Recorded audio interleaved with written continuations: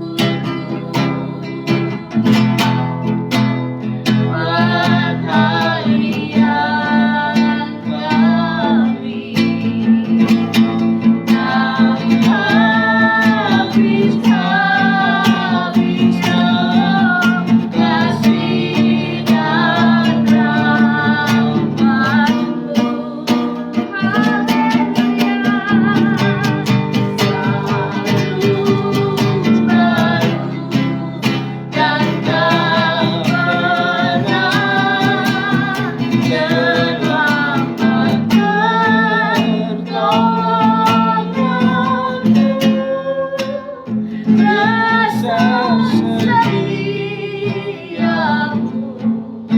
di sepanjang hidup. Besar setiamu, rasa setiamu, besar setiamu, rasa setiamu, besar setiamu, rasa setiamu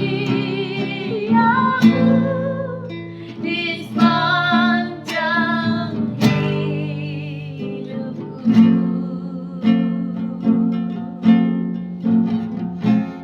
Haleluya.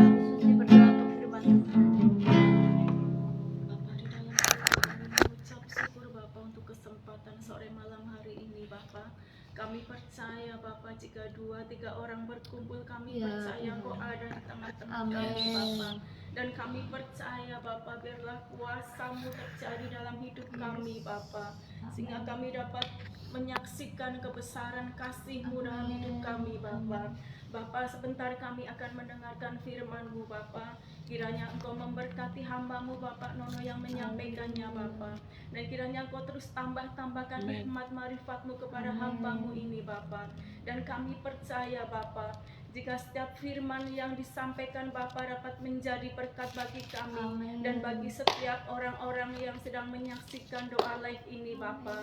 Kami juga berdoa Bapa untuk setiap anak-anak-Mu yang menyaksikan doa live ini. Kiranya Engkau melawat mereka satu persatu Bapa. Kami percaya Engkau memberkati mereka Bapa.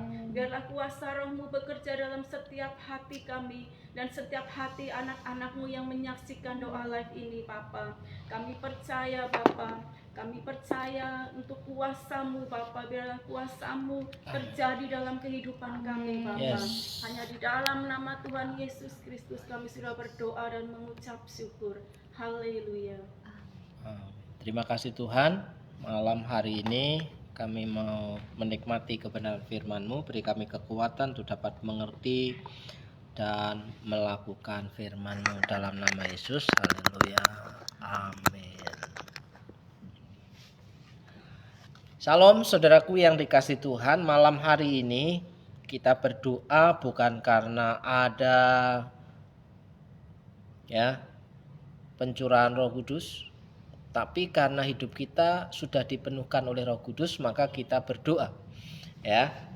Orang yang berdoa tidak harus menunggu pencurahan Roh Kudus, karena orang yang sudah percaya kepada Tuhan hidupnya dipenuhi oleh Roh Kudus. Amin. Nah, bagaimana hari ini? Hari-hari bersama dengan Tuhan itu kita menikmati kuasa Roh Kudus. Ya. Menikmati pimpinan Roh Kudus, menikmati bimbingan Roh Kudus, saudaraku yang dikasih Tuhan. Nah, seringkali orang yang salah mengerti tentang doa 10 hari, doa 10 malam nunggu Roh Kudus turun. Padahal Roh Kudus itu sudah diberikan kepada kita. Karena Yesus berkata, "Aku tidak meninggalkanmu sebagai yatim piatu, tapi aku memberikan kepadamu, mengirimkan kepadamu seorang penolong yang lain, yaitu Roh Penghibur, Roh Kudus." Untuk apa? Membimbing, menuntun, menginsafkan ya kita untuk melakukan sesuatu hal yang benar di mata Tuhan. Oleh sebab itu, saudaraku yang dikasih Tuhan, malam hari ini renungan singkat ya. Bagaimana sih, kenapa sih kita kok berdoa? Ya.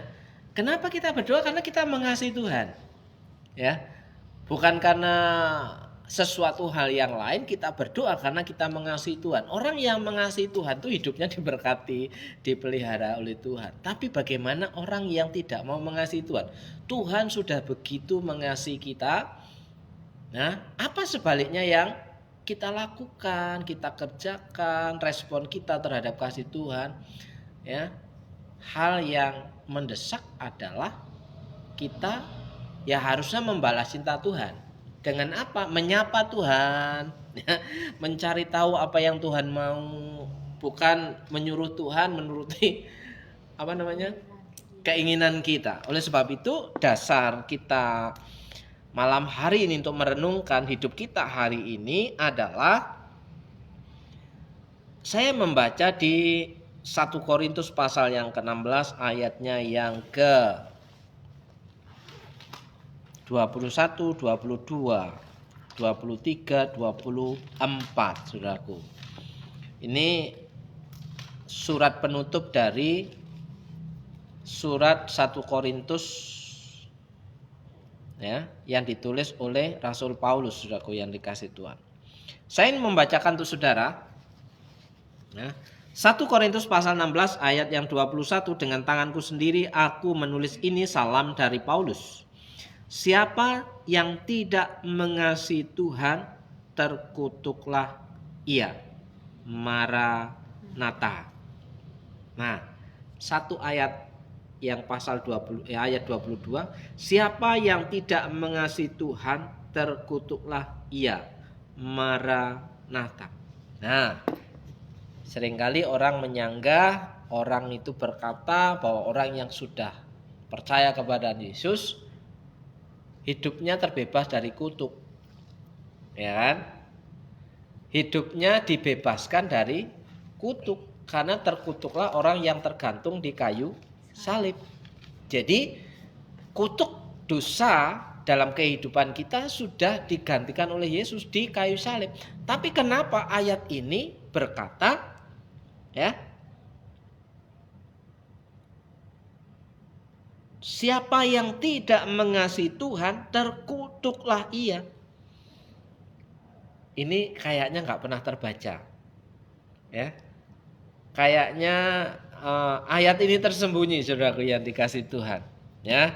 Sehingga ayat ini tidak punya peran di dalam kehidupan orang-orang Kristen. Menganggap bahwa hidupnya sudah ditebus oleh Tuhan, ia bebas melakukan apa saja, sehingga ia mengabaikan bagaimana cara mengasihi Tuhan. Ya, sudah 1 bulan ini saya menyinggung lagu Aku Mengasihi Engkau Yesus ya. Aku mengasihi Engkau Yesus dengan segenap hatiku. Aku mengasihi Engkau Yesus dengan segenap jiwaku.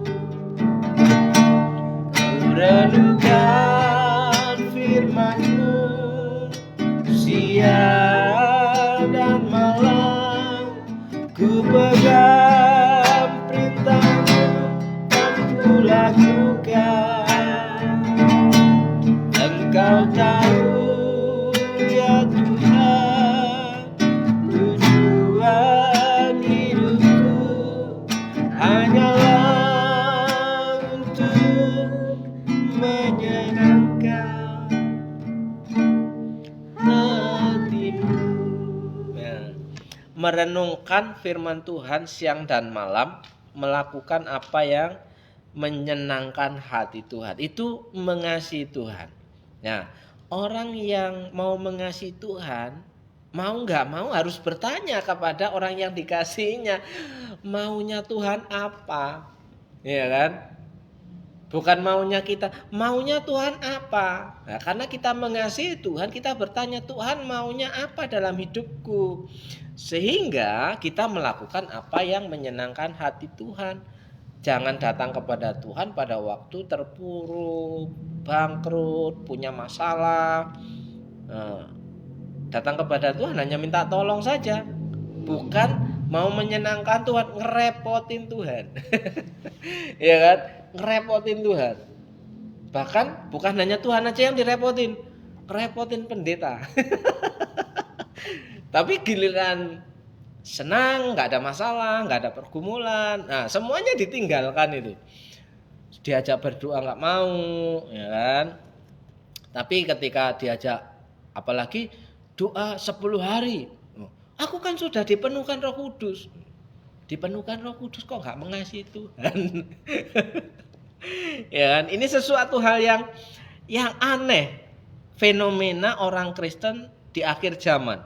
Katanya hidupnya dipenuhi Roh Kudus, tapi hidupnya nggak bisa menyenangkan Tuhan, hidupnya semau-maunya. Nah, di sini ya, siapa yang tidak mengasihi Tuhan, hidupnya terkutuk. Jadi tidak usah dikutuk-kutuk, sudah terkutuk. Nah, loh kenapa sepertinya berlawanan, bertentangan dengan orang yang sudah percaya kepada Tuhan Yesus? Kutuk dosa sudah ditebus. Permasalahannya apakah benar kita itu mengasihi Tuhan? Di sini yang tidak mengasihi Tuhan cuma ngomong doang, aku percaya sama Tuhan Yesus. Ya. Kalau kita mengasihi Tuhan, lawan daripada terkutuk adalah diberkati, dibebaskan, merdeka. Jadi lebih enak jadi orang merdeka yang diberkati atau lebih enak menjadi orang yang terkutuk, penuh dengan intimidasi. Hukuman tetap menanti. Jadi dalam terjemahan yang lain, kata terkutuklah itu ialah dilaknat Tuhan. Dilaknat ya. Terjemahan yang berikutnya mengatakan hukuman Tuhan berlaku bagi dia. Ya. Hukuman Tuhan itu berlaku bagi dia.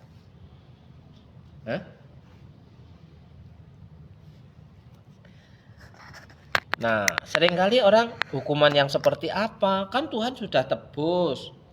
Ya, orang yang tidak mengasihi kok berharap dikasihi.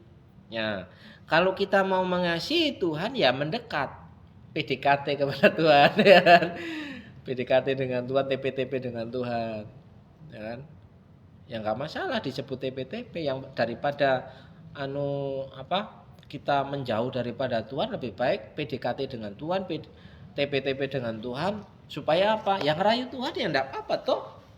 Tuhan, kau baik ya, engkau luar biasa. Ya memang faktanya Tuhan baik dan luar biasa. Ada yang salah di situ kan? Enggak ada yang salah. Yang salah itu ketika orang yang mengaku dipenuhi oleh Roh Kudus, hidupnya diajak mendekat kepada Tuhan enggak mau. Terus datang kepada Tuhan hanya minta diberkati, doanya dijawab, sakitnya disembuhkan. Jadi siapa yang tidak mengasihi Tuhan, terkutuklah ia. Maranatha, datanglah Tuhan segera. Maranatha itu artinya datanglah Tuhan segera. Tuhan datang yang kedua kali. Jadi ayat ini memberikan penjelasan Tuhan akan datang untuk menjemput kita semua, ya, seperti halnya firman Tuhan hari Kamis, bahwa Tuhan akan datang kembali. Menjemput siapa? Ya yang mengasihi dia.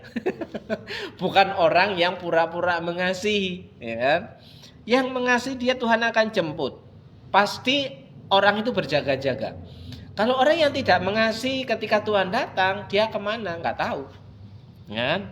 Ayat 23, kasih karunia Tuhan Yesus menyertai kamu. Ada doa berkat. Ya. Kasih karunia Tuhan Yesus menyertai kamu. Kasihku menyertai kamu sekalian dalam Kristus Yesus. Bahkan di situ Paulus sendiri berkata, kasihku menyertai kamu. Dapat berkat dari Tuhan, dapat cinta dari Paulus, kan luar biasa, ya. Dan hari ini jangan salah paham sebagai orang Kristen, kalau doa 10 hari atau doa apapun bukan menanti Tuhan mencurahkan Roh Kudus, tapi membiarkan Roh Kudus itu bekerja secara leluasa dalam kehidupan kita.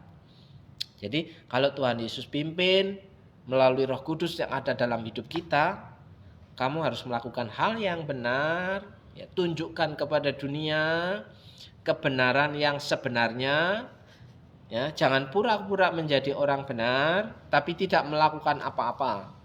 Nah, saudaraku yang dikasihi Tuhan, diberkatilah orang yang mengasihi Tuhan dengan sungguh-sungguh. Cintanya kepada Tuhan tuh diwujudkan dengan tindakan. Nah, ada sebuah cerita, ya, ketika ada sepasang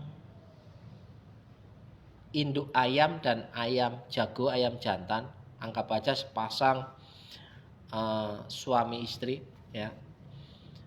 Ketika sang induk ayam dan sang ayam jago ini menjadi sebuah keluarga, akhirnya mereka memiliki anak-anak,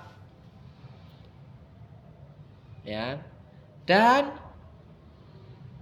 yang dilakukan oleh induk ayam ketika ia memiliki anak-anak, induk ayam ini akan mengawal anak-anaknya itu untuk mencari makan. Apa yang dilakukan oleh sang ayam jago?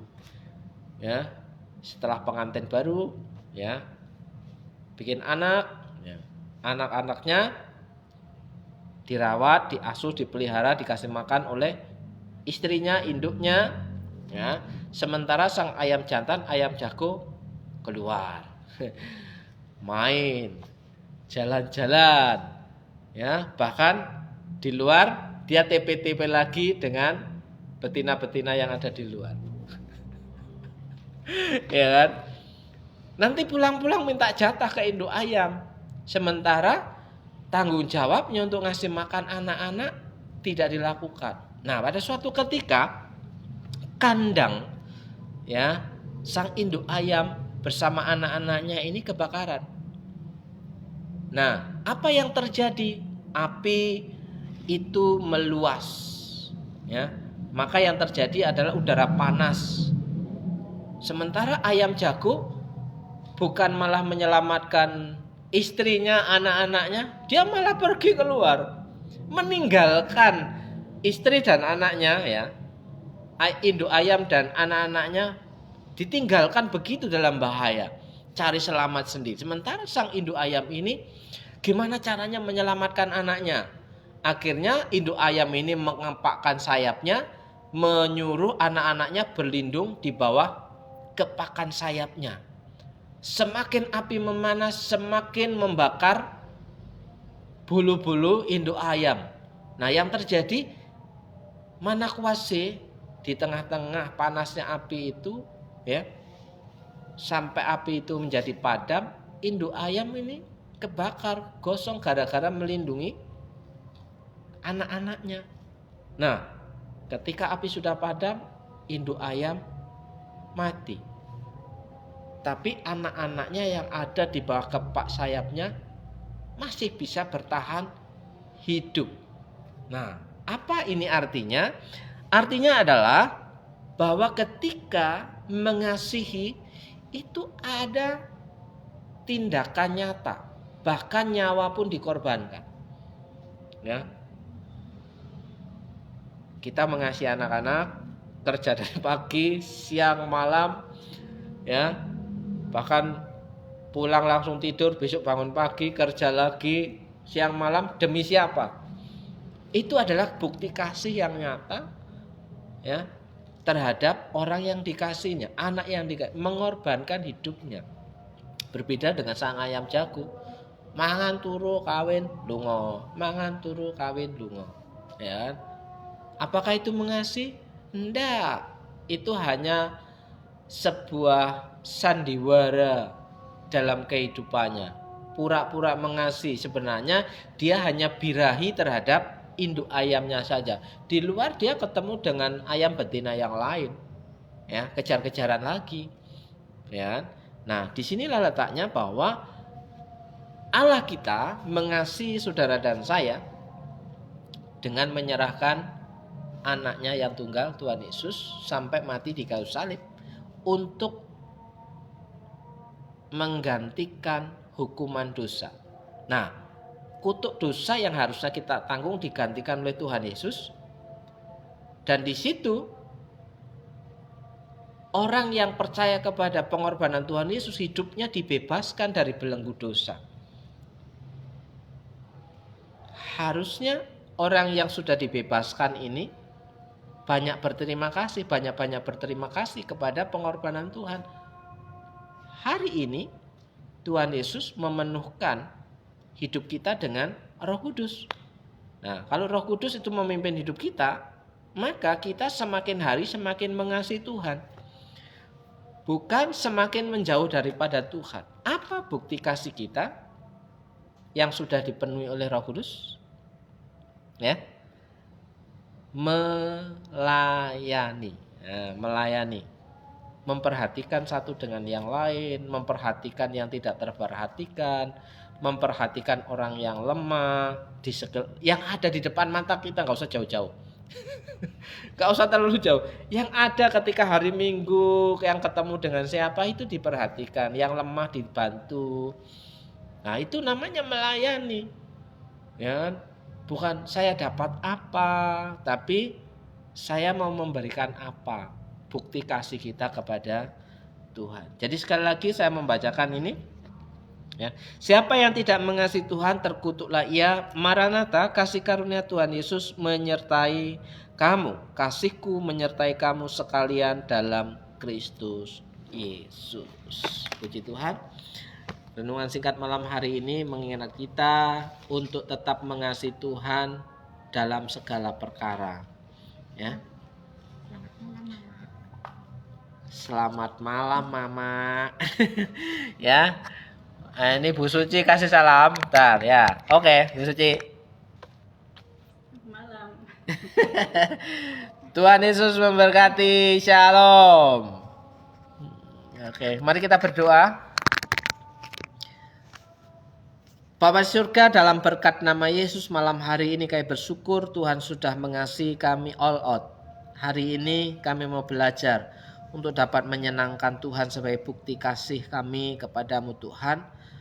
Kami rindu memakai hidup kami menjadi saluran berkat bagi banyak orang. Beri kami kekuatan, beri kami kuasa di dalam kuat kuasa Roh Kudus supaya hidup kami menjadi berkat bagi banyak orang yang kami temui dimanapun kami berada.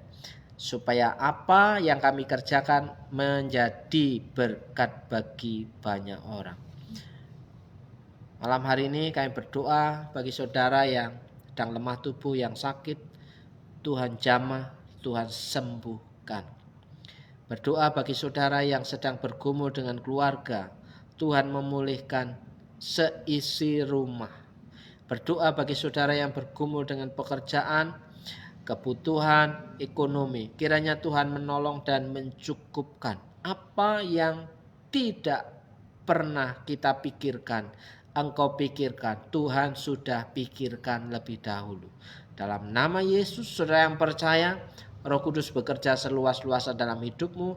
Engkau dapat mengasihi Tuhan dengan sepenuh hati dan sepenuh cinta. Dalam nama Yesus, saudara yang percaya, Tuhan Yesus tetap baik, katakan amin. Amin. Shalom semuanya. Tuhan Yesus memberkati saudaraku. Haleluya.